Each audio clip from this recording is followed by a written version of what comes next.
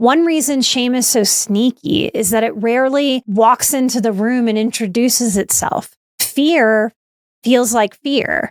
Anger feels like anger. Sadness feels sad. Makes sense to us. But shame often disguises itself as something else.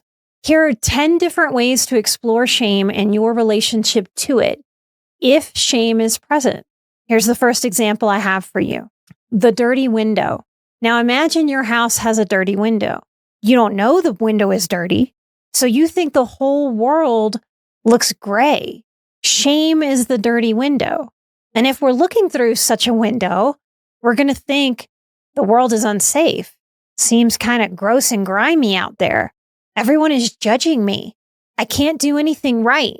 When really the deeper truth is that they're looking through a shame-covered window. Number 2, the invisible backpack.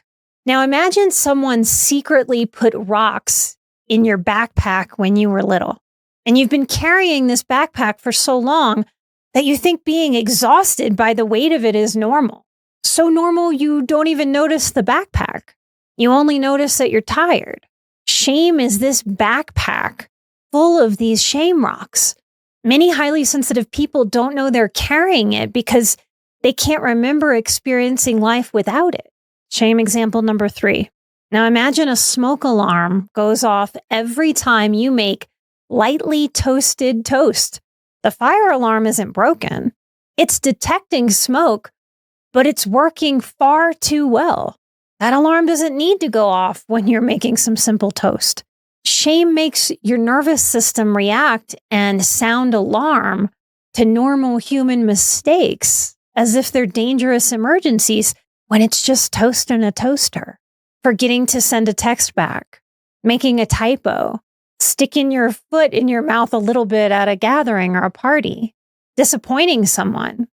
Suddenly, these very human moments, these toast moments, if you will, feel like a 5-alarm fire, but objectively, it's just a little bit warm. Shame example number 4. So a funhouse mirror, we've all seen them before at some point in our lives, right? These funhouse mirrors, they stretch, they distort everything that they reflect. Now, shame sees your reflection in this funhouse mirror and very much believes that that's what you really look like. Shame distorts reality. So a simple mistake becomes, I'm a huge failure.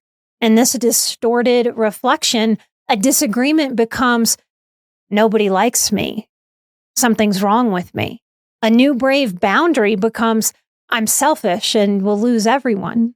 But the funhouse mirror, it's a trick. It's a misrepresentation of the truth of things. It's not the truth.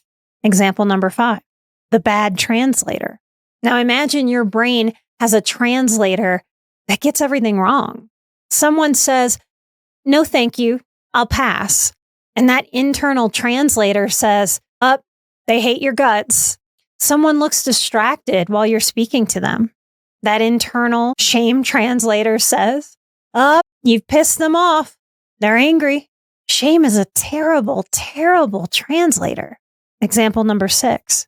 Imagine trying to fill a bucket with water, but there are holes in the bottom, along the sides. No matter how much praise and love and reassurance or success that you pour in trying to establish a baseline of worthiness, of healed enoughness, you just can't ever fill that bucket up enough. The problem isn't the amount of water that you're pouring, and nothing's wrong with the source of that water or its constitution. It's the holes. Shame shows up as holes in this bucket, making it impossible to feel full. Number 7, imagine a bully followed you home from school when you were young and started living in your house. Now, eventually, you stop noticing that bully, but you start thinking the bully's voice is your voice inside of your head. Shame often sounds like, God, you should know better. What's wrong with you? Everyone else can handle this. You're so stupid. You should definitely focus on everything that could go wrong, because everything can go wrong for you at any moment. People often think that they're being realistic, looking for worst case scenario. They try to convince themselves that this is a good looking out sort of strategy. They're actually repeating an old shaming voice, maybe an old bullying voice that at some point became their own. Now they don't know the difference between that bullying voice and a voice of wisdom. So boy, do they listen. And boy, are they affected. Number 8, I'm calling this the splinter. Now, a splinter is a tiny little bit of a thing, right? If you and I are hanging out and you get a splinter and don't say anything, I'll have no idea that you have a splinter.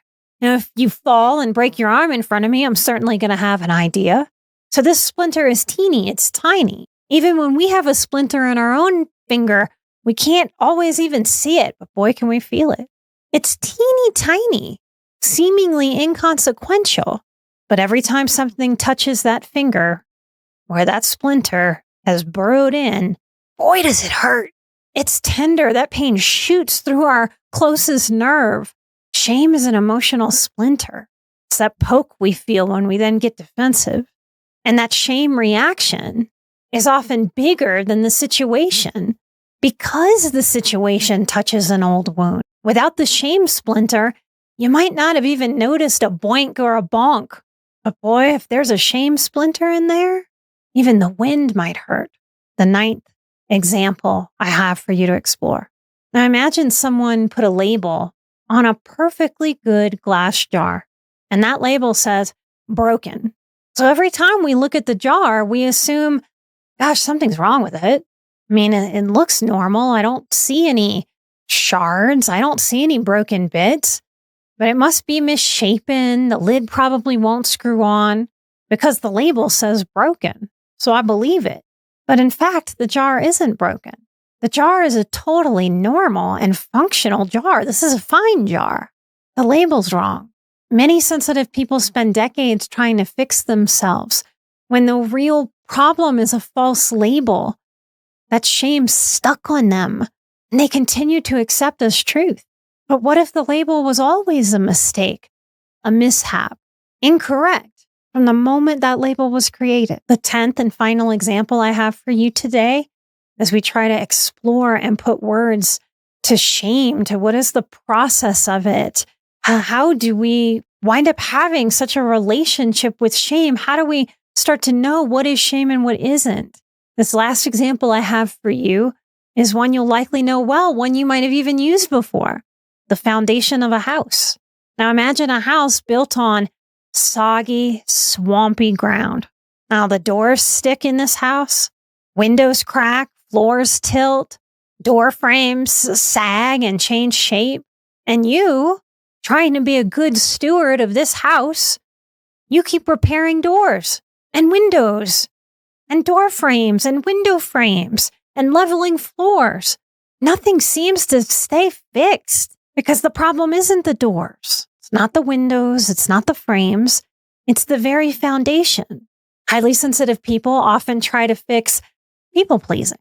They try to fix perfectionism. They try to fix overthinking and anxiety and the difficulty and struggle that we think of as boundaries work. But those are the crooked doors and the cracked windows. And they certainly do and will need some attention and some maintenance.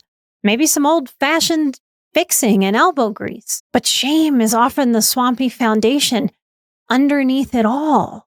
What makes shame especially difficult for highly sensitive people to figure out is this. Sensitive people, we're exceptionally good at noticing what's happening around us. But shame convinces us to become exceptionally good at noticing what is wrong with ourselves. Shame judges. Shame throws weight at you for you to carry. Shame observes through a lens of, hey, your job is to focus on what's wrong with you. That's what shame says.